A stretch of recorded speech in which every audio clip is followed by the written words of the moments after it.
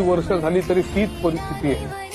25 वर्षापूर्वी मी साताऱ्यामध्ये शाळेमध्ये होतो तेव्हा सुद्धा हीच परिस्थिती होती आणि आजही हीच परिस्थिती आहे आणि आपण स्वातंत्र्याच्या गप्पा मारतोय। बाबासाहेब, हा मुलगा बाहेर बसलाय म्हणजे अहो अस्पृश्य आहे तो। आणखी कुठला पुरावा पाहिजे आपल्याला सोळंकी? बाबासाहेब, त्या मुलाची शिक्षण घेण्याची आस बघा। तेवढ्या कडाक्याच्या थंडीत सुद्धा फरशीवर बसून आतल्या शिक्षकांचं बोलणं ऐकून तो शिकण्याचा प्रयत्न करतोय। खरंच त्याच्या जिद्दीला दाद दिली पाहिजे आणि त्याच्या हिमतीलाही आजूबाजूला किती कर्मठ माणसं त्याचा आपण अनुभव घेतलेला त्याला आणखी काय काय सोसावं लागत असेल याची आपण कल्पना सुद्धा करू शकत नाही। त्याची शिक्षणाची इच्छा मरण्या अगोदर आपल्याला काहीतरी पावलं उचलली पाहिजे सोळंकी। हो हो, मला समजतंय बाबासाहेब। त्यासाठीच तर आपण ही तपासणी करायला आलोय। आपल्या कमिटीचं हेच तर उद्दिष्ट आहे। बाबासाहेब, तुम्ही स्टार्ट कमिटीला अगदी योग्य पद्धतीने वास्तवाचं भान आणून दिले। आता आपल्याला अशा नोंदी मिळतील त्या एकत्र करून जातीयता आणि अस्पृश्यता किती टोकाला जाऊन पोहोचले त्याचा खणखणीत पुरावा देऊ आपण। 30 वर्ष झाली तरी तीच परिस्थिती आहे।